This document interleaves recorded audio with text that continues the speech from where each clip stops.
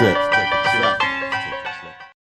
What's going on, everybody? It's your boy Deadpool, aka Naruto 17, back again with another video. This time a review for you guys on Logan. Logan. This is pretty much going to be my unscripted, uncut, no notes, nothing, just my quick, just whatever comes to mind thoughts in the movie and what I thought about it. In the roughly, I want to say, 2 hours and some change that I was in that movie theater, I was amazed. Logan is without a doubt the best X-Men movie to date. I don't know if you want to call it an X-Men movie. It might, because albeit there were other mutants in the movie, but I don't think I call it an X-Men movie. But then again, I would. It's weird. Heads up, this will be spoilers. So just, if you don't like spoilers, I suggest you leave now. If you don't mind spoilers, you can stay. I'll give you 5, 4, 3, 2. Okay, get into the review. From the very beginning, Logan is just this emotional roller coaster. At one point, I felt very happy. I felt, I was laughing. At another point during the movie, I actually cried. I cried twice in the movie. It's basically, what's going on is Professor Xavier, this is set in the year 2029. Professor Xavier has like dementia or Alzheimer's, and that's bad because you imagine a brain disease in the world's most powerful brain, that can be very bad, because throughout the movie, Professor X has these seizures, and the seizures pretty much freeze everybody. He's as one, like in the very beginning when they first show the seizure, is Logan and Caliban. Caliban is the mutant from X-Men Apocalypse, who apparently turned into a good guy now. I thought Caliban was going to be the villain in the movie, but apparently he's not. But they showed a scene where when Professor X first has these seizures, and Caliban damn near dies because these seizures are these just random sporadic like outbursts of telepathy that Professor X is doing, and it's painful and it's hurting a lot of people. So Logan keeps Professor X sedated, and Professor X is a little wonky in the beginning. He's talking about like Taco Bell and stuff like that. So needless to say, Professor X, it was very sad seeing him like that, especially since I grew up with the X-Men movies. From the first one up until now, I've seen them in theaters. It was sad. And on Logan's half, Wolverine, he's dying. Since he's aging, and a lot of people have this misconception that Logan is immortal when he's not. Wolverine is not immortal. He just has a prolonged life period or lifespan because of his healing factor. But because he's getting older, I think he's, in his like 60s or 70s in this movie? Well, in our years, because he's actually like very fucking old. But since he's aging, his powers are slowing down, so he's not healing as good as he used to. Damn near not healing at all. You can see he has scars all over his body. It was a scene in the beginning where he was asleep he's a chauffeur in the movie. He has a job as a chauffeur, and he's asleep in his car, and these guys are trying to like strip his car of his wheels, and he gets shot. Logan gets shot, and the wound isn't healing. And not only that, but apparently the animanium in his body is also poisoning him. And because of his healing factor slowing down, it's killing him. Just imagine his animanium coated skeleton, the animanium slowly coming off of his skeleton and just going into his bloodstream and poisoning him. But his healing factor isn't kicking in because he's so old. So it's very sad, and you see it throughout the movie. He's walking with a limp. He's not as agile as he used to be, and he's on medication, but his form of medication is alcohol, like how it is in the comic books, in the cartoon or whatever. But you could definitely tell the past years have taken a toll on Logan's body. so that the movie features the main antagonist, and I forgot his name, but the guy with the metal arm, who I swear to God, that guy was Draco Malfoy when I first saw him in the trailer. But I forgot his actual like movie name. But he is basically trying to find this other mutant. So it's him trying to find a mutant. It's Professor X trying to convince Logan that, hey, Logan, I'm in contact with the mutant. Logan doesn't believe him because he thinks Charles is just having one of his delusions again.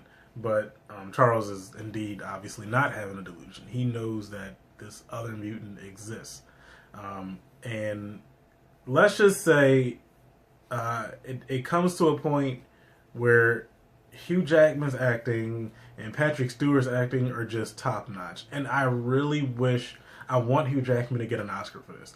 I want Patrick Stewart to get an Oscar for this, but more so Hugh Jackman. Logan is what X-Men Origins and the Wolverine should have been. I didn't really like X-Men Origins Wolverine. I mean, I watched it, but I didn't really like it that all too much. The Wolverine was a definite improvement, but it still didn't wow me like I wished it would. And then Logan seems like it hit the nail right on the head. Like it was R-rated, great story. It focused on Logan, like literally on, it was mainly about him. Like 85-90% of the movie was about him.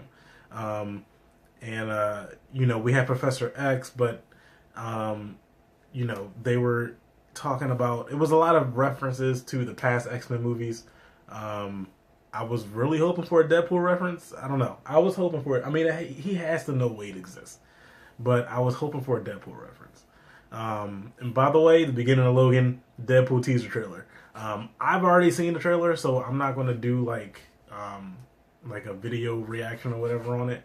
But it's a funny ass trailer. And in the beginning of the movie, I swore up and down that Deadpool, I thought Logan started. Like I thought the main movie started. But apparently it was just a trailer. But it was fun nonetheless. Apparently something happened because Professor X mentioned something in Westchester.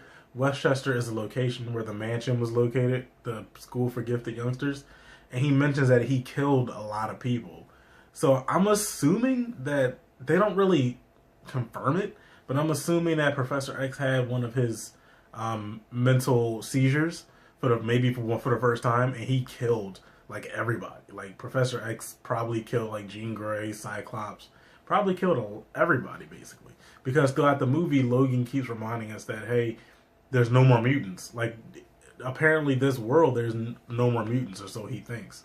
Everyone's dead. Like, so it's very interesting, and it's very sad. It's sad to kind of know that Professor X probably did kill all his students. I mean, Logan can kind of get past the mental seizures because, you know, he still has somewhat of a healing factor, and he's still somewhat resilient to it. But it's definitely very, very sad. But I mean, throughout the movie, because it is R-rated, this is the Wolverine movie that we've deserved. This is the movie that we deserve. I mean, guys, heads are getting chopped off, limbs are getting chopped off, Wolverine stabbing dudes through the face, through the skull, through the back of the neck, through the mouth, under the chin. This is what I wanted. This is what a lot of people wanted. A lot of people even wanted the Wolverine franchise, through like the trilogy from the very beginning, to be R-rated. But that R rating is also a double-edged sword, because there were some things that I kind of didn't like, to be honest. For example, in the very beginning of the movie, there are a lot of F-bombs. Like, a lot. Now, I'm not complaining about F-bombs. I mean, I'm 26 fucking years old. I don't really care. But to me, in the beginning of the movie, it seems like they were dropping F-bombs just because they could, finally. Just because they're finally R-rated, that's what it seemed like to me. That's what I felt. But there were in the very beginning, like, Professor X says the fuck word a lot. Logan obviously says fuck a lot. You know, I think even Caliban says it a few times.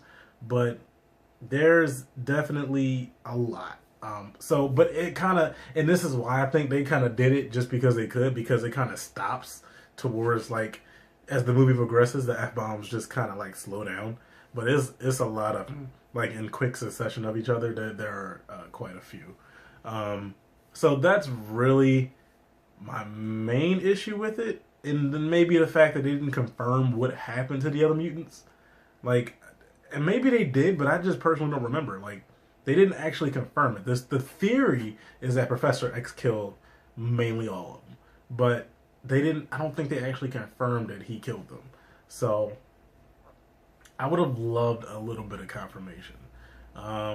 So other than that, we're gonna move on to the meaty bits of the movie. Who is Laura Kinney? Laura Kinney, aka X-23, a clone or daughter of Wolverine, what have you, whatever you want to put it. The actress for her is nice. I kind of like how in the beginning of the movie she didn't talk, but when she finally did talk, she spoke in Spanish, and her voice is actually kind of annoying. Like the actress did really good when she was in like her combat mode, like her rage mode. That was awesome. She did good. It was convincing. But when she actually talked, I don't know, her voice is just very squeaky and annoying. But then it kind of got better as she started talking English. Now, correct me if I'm wrong in the comment section, but wasn't X-23 like Asian? I don't know. When they first cast X-23, I'm not partial to like gender or racial change. I don't really care, but I just personally don't see why they couldn't have gone off of the Wolverine because he was in Japan, and just made X-23 Asian. But as far as I know, X-23 is Asian in the comic books, but they made her Hispanic in the movie, which is fine. It's whatever because they're in El Paso. But Laura Kinney is a badass. Like when they first introduce her, there's a lot of funny moments and little quips that she does, and in the convenience stores eating chips and stealing sunglasses, and it was one scene towards the end when basically Logan's took up this responsibility to take Laura to this place called Eden, where other remaining mutants are welcome and they're safe, which is in South Dakota. So Logan is like, look, there's nothing in South Dakota, because what happened was the lady who hired Logan to take Laura Kinney to South Dakota got the coordinates from an X-Men comic book. So, and I know a lot of people are confused about why there's an X-Men comic book.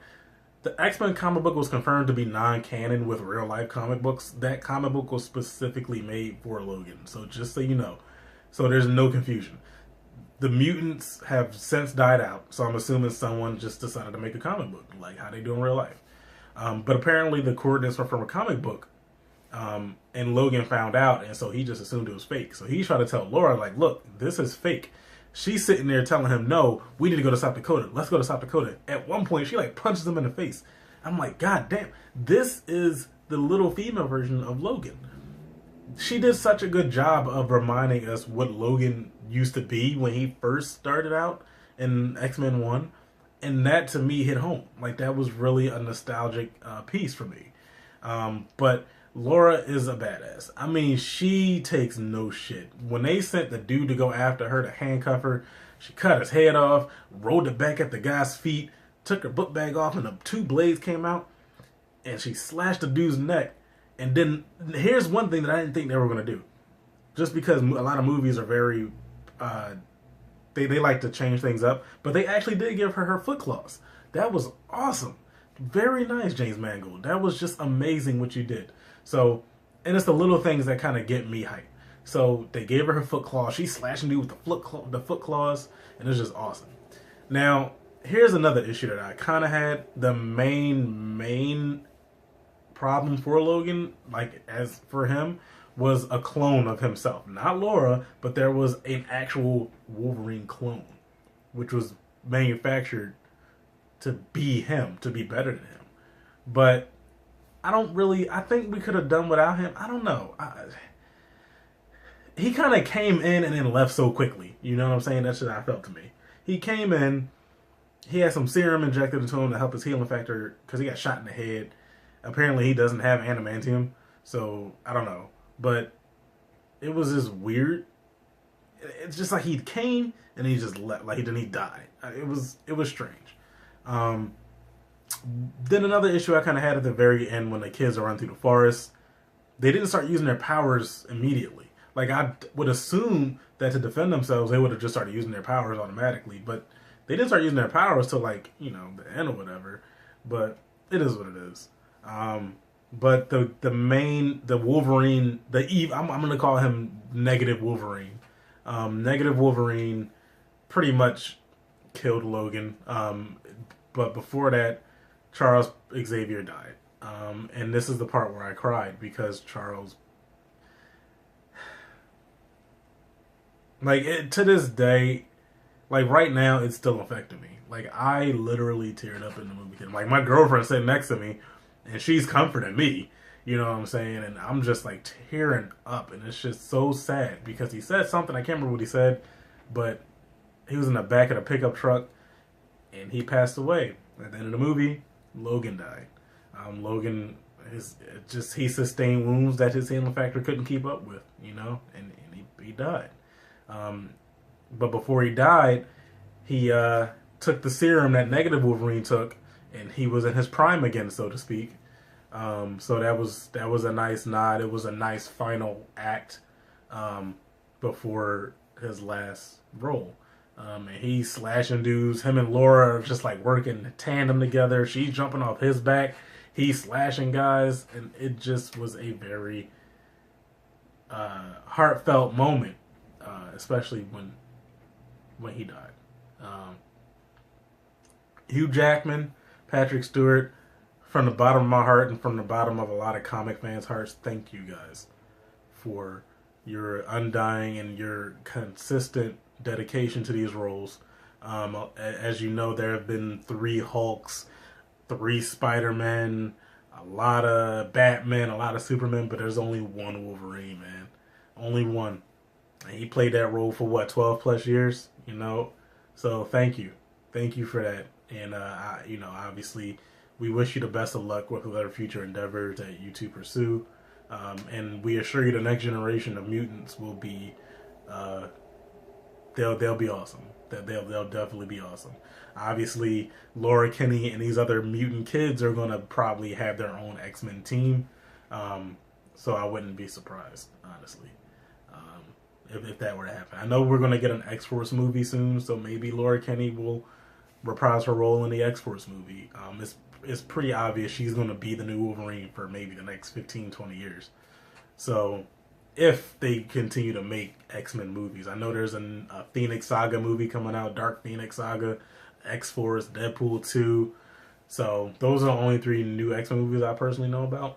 So we'll definitely see. But all in all, Logan definitely gets a 9.5 out of 10 for me. Logan was the definitive Wolverine movie. It was a definitive action, definitive just overall storytelling wise. The action was good, but you could tell that James Mangold really focused on his storytelling in this movie because this is Logan's last movie, and he went out with a bang. So not much else I can say. It was thumbs up, man. It was awesome. The best X-Men movie to me so far. Yeah, definitely. I will be pre-ordering the Blu-ray, and I will be watching it again. So, Hugh Jackman, thanks, man. I'll see you guys in the next video. Peace.